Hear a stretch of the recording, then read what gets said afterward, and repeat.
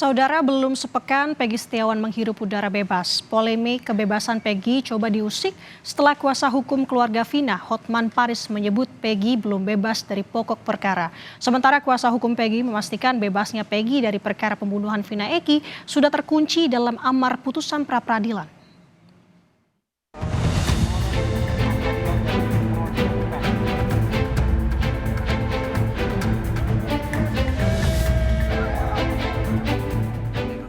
Adalah Hotman Paris Hutapea, kuasa hukum keluarga Vina, yang pertama kali menyebut Peggy Setiawan masih berpeluang ditahan lagi usai bebas dari tahanan pada 8 Juli lalu. Menurut Hotman, ada celah yang bisa membuat Peggy bisa ditahan dan menjadi tersangka dalam kasus pembunuhan Vina. Memang benar Peggy bebas, tapi bebasnya itu bebas perkara pra-peradilan. Artinya belum bebas dari pokok perkara.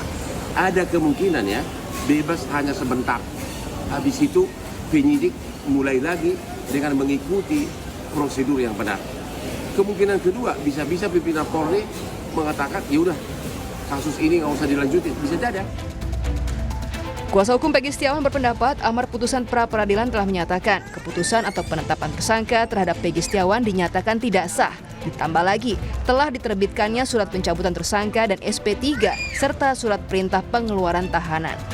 Berarti Peggy Setiawan dalam kasus pembunuhan Vina Eki ini, Peggy Setiawan klien kami ini, tidak dapat ditersangkakan lagi.